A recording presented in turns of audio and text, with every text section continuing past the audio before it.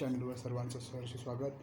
आपण पाहूयात मराठी या विषयाच्या अनुषंगानं 30 क्वेश्चन 15 मिनिटांमध्ये. चला तर आपण सुरुवात करूयात.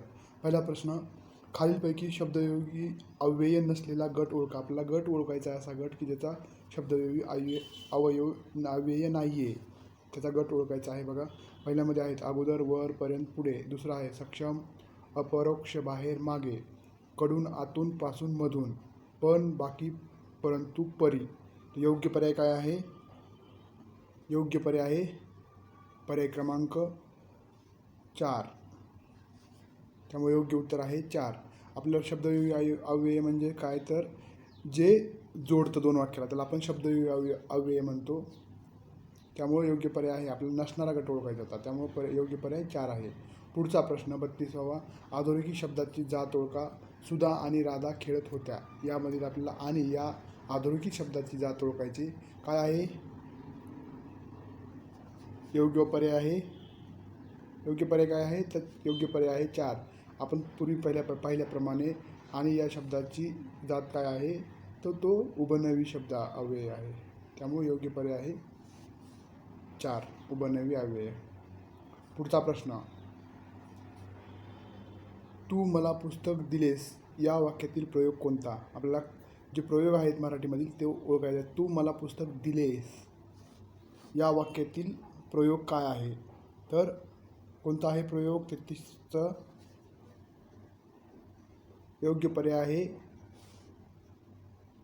कर्तरी कर्मशंकर. त्यामुळे योग्य पर्याय 2 आहे. पुढचा प्रश्न 34वा, काय तोबा गर्दी होय ही वाक्याचा प्रकार ओळखा. प्रश्नार्थक, विधानार्थी, उद्गारवाचक, होकारार्थी.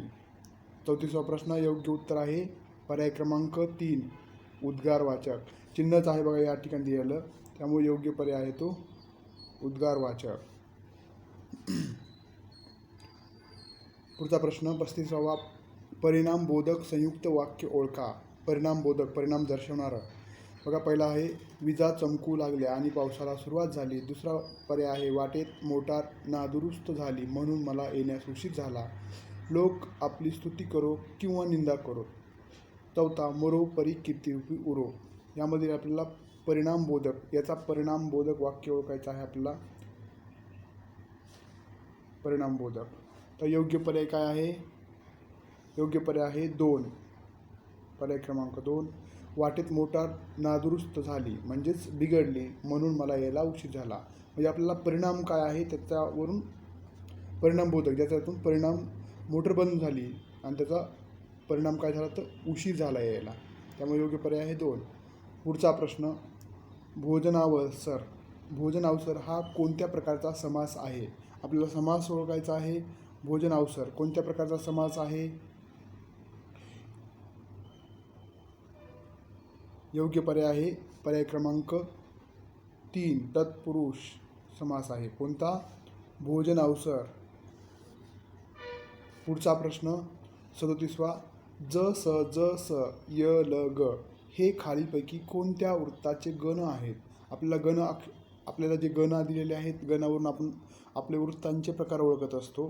तर आपल्याला ज स य ल ग हे कोणत्या वृत्ताचे गण आहेत हे विचारलेलं आहे. तर योग्य पर्याय काय आहे? योग्य पर्याय आहे 4, पृथ्वी. पृथ्वी या वृत्ताचे हे ज स य ल ग हे गण आहेत. पुढच्या प्रश्नाकडे जाऊयात. प्रश्न क्रमांक 38, परिभाषिक शब्द ओळखा. आपल्याला दुसऱ्या भाषेत शब्द ओळखायचा आहे. 38वा प्रश्न आहे आपल्यासाठी. योग्य उत्तर आहे परभाषेत म्हणजे दुसऱ्या भाषेतून आलेला. हकीकत हे योग्य उत्तर आहेत. हेवा दावा, हदरा, हिम्मत हे आपलं भाषिक शब्द आहेत. तर हकीकत हा परभाषिक शब्द आहे. पुढच्या प्रश्नाकडे वळूयात. उत्तप्पा हा शब्द कोणत्या भाषेतून आलेला आहे? आपल्याला सर्वांना माहिती आहे. तर योग्य उत्तर आहे कानडी. पहिला पर्याय क्रमांक 1, कानडी. उत्तप्पा, अक्का, अण्णा हे शब्द आपल्याला कानडी भाषेतून आलेले आहेत मराठीमध्ये. पुढचा प्रश्न आहे 40वा, पुढे दिलेल्या वाक्यातील विधेय विभाग ओळखा. शंकर बापू आपेगावकर शास्त्रीय संगीत गातात. यामध्ये आपल्याला काय ओळखायचं आहे? विधेय. हे जे आहे विभागात ओळखायचा त्या वाक्यातला विधेय विभाग कोणता आहे. तर पहिला पर्याय शंकर बापू, दुसरा पर्याय शास्त्रीय संगीत, तिसरा पर्याय संगीत गातात, चौथा पर्याय शास्त्रीय संगीत गातात. त्यापैकी योग्य उत्तर आहे पर्याय क्रमांक 3 संगीत गातात. आपल्याला विधेय ओळखायचा होता, त्यामुळे योग्य पर्याय 3. पुढचा 41वा प्रश्न आहे. अक्कल हुशारी हा शब्द टिंबटिंब आहे. अभ्यास्त शब्द, पूर्णाभ्यस्त शब्द, अनुकरणवाचक शब्द, नादानुकारी शब्द. योग्य पर्याय आहे पर्याय क्रमांक 1 अंश अभ्यस्त. पूर्णतः अभ्यस्त असतं तर अक्कल असं आलं असतं. ते परत ते पूर्ण अभ्यस्त असतं आणि जे अर्धा अर्ध येतं त्याला अंश अभ्यस्त म्हणतात. पुढच्या प्रश्नाकडे वळूयात. प्रश्न क्रमांक 42. खालीलपैकी अभ्यास्त शब्द असलेला शब्दगट अचूक ओळखा. त्याच पद्धतीचा प्रश्न आहे. 42वा प्रश्न आहे. लाल लाल, पहिला पर्याय आहे लाल लाल, मधून मधून, जे जे. दुसरा पर्याय शेजारी पाजारी, उरला सुरला, गोड धोड इत्यादी. तिसरा पर्याय कडाट, खदखदून, वटवट. चौथा पर्याय हाल हाल, गरबीर, गडगड. बघा, तर योग्य पर्याय आहे पर्याय क्रमांक 2 शेजारी पाजारी. आपल्याला अंशस्थ अभ्यस्त शब्द ओळखायचा होता, तर हा गट योग्य आहे, त्यामुळे पर्याय क्रमांक 2 योग्य आहे. आणि हे पर्याय क्रमांक 1, पर्याय क्रमांक 3 आणि पर्याय क्रमांक 4 हे पूर्णतः अभ्यस्त शब्दाचे उदाहरणे आहेत. पुढच्या प्रश्नाकडे वळूया. 43वा प्रश्न आहे. पुढील शब्दामध्ये पहिले अक्षर दिलेले नाही, ते अक्षर घालून कंसात दिलेल्या अर्थाचा शब्द तयार करून तो लिहा. बघा, टिंबटिंब लक मूल, टिंबटिंब लक टिळा, टिंबटिंब लक लोंबताप मणी. कोणता गट योग्य आहे बघा. ती बा लो पहिला, दुसरा बा ती लो, तिसरा चा क गो आणि चौथा आहे बा गो चा. 43वा प्रश्न योग्य उत्तर आहे पर्याय क्रमांक 3 चालक मूल शब्द. परत नंतर कलक आणि तिसऱ्याला गोलक, लोमतामणी याला आपण गोलक म्हणतो, आणि चालक मूल, त्यामुळे योग्य पर्याय आहे 3. पुढच्या प्रश्नाकडे जाऊयात. वारकरी म्हणजे टिंबटिंब वार करणारा, वार लावणारा, वारी करणारा, उपवास करणारा.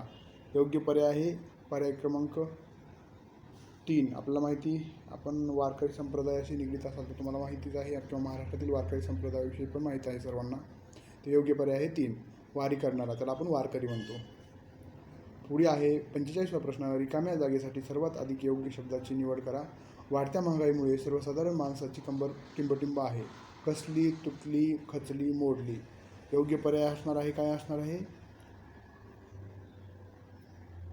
45व्या प्रश्नाचं योग्य उत्तर आहे तुटली, खचली, मोडली. योग्य पर्याय आहे मोडली, त्यामुळं चौथा ऑप्शन बरोबर आहे. पुढचा प्रश्न 46वा. समानार्थी शब्दाबद्दल चुकीची जोडी ओळखा. समानार्थी शब्दाची आपल्याला चुकीची जोडी ओळखायची. अनल, विस्तव, पावक, अग्नी, वन्ही. दुसरा पर्याय घर, सदन, भवन, गृह, आलय. तिसरा पर्याय अमृत, सुधा, पियुष, रस, चिरंजीवी. चौथा पर्याय चंद्र, इंदू, सुधाकर, हिमांशू, शशी. योग्य पर्याय 46वा पर्याय क्रमांक 3 अमृत, सुधा, पियुष, चिरंजीवी. त्यामुळे योग्य पर्याय 3 आहे. पुढचा प्रश्न 47वा. अर्धी टाकून सगळीला धावून नये या म्हणीचा योग्य अर्थ कोणता? म्हणजे बघा, अर्धी टाकून सगळीला धावू नये म्हणजे अर्ध खाऊन परत आणि पूर्ण खाण्यासाठी धावू नये. त्याचा अर्थ काय आहे ह्या म्हणीचा? पहिला पर्याय संबंध वस्तू मागे धावताना अर्धी ही बरोबर न्यावी. दुसरा पर्याय संबंध वस्तू मिळवण्यासाठी मिळालेली अर्धी टाकू नये. तिसरा पर्याय संबंध वस्तूपेक्षा अर्धी वस्तू केव्हाही श्रेयस्कर. चौथा पर्याय परिणामी अर्धी वस्तू व संबंध वस्तू केव्हाही श्रेयस्कर. 47 योग्य उत्तर आहे पर्याय क्रमांक 2 संबंध वस्तू मिळवण्यासाठी मिळालेली अर्धी टाकू नये म्हणजे सर्वच मिळवावी. त्यामुळे योग्य पर्याय 2 आहे. पुढचा प्रश्न 48वा. पुढील मन पूर्ण करा. खाई त्याला पर्याय क्रमांक रोगराई, पचेल, खवखवे, खाऊच खाऊ. 48चं योग्य उत्तर काय आहे? 48चं योग्य उत्तर आहे खवखवे. खाई त्याला खवखवे. त्यामुळे योग्य पर्याय आहे 3. 49वा प्रश्न, ज्याची खावी पोळी त्याची टिंबटिंब मन पूर्ण करा. वापरावी थाळी, वाजवावी टाळी, वाजवावी सिटी, बांधावी मोळी. तर वाजवावी योग्य पर्याय आहे, वाजवावी टाळी. त्यामुळे योग्य पर्याय 2 आहे दुसऱ्याचं. 50वा प्रश्न, तटिनी कोणाला म्हणतात? तटिनी कोणाला म्हणतात असा प्रश्न आहे. ताटातुटीला, नदीला, अटीतटी करणाऱ्याला, तरंटानी बांधलेल्या झोपडीला. तटिनी. 50वा प्रश्न योग्य उत्तर आहे 2, नदीला. तटिनी.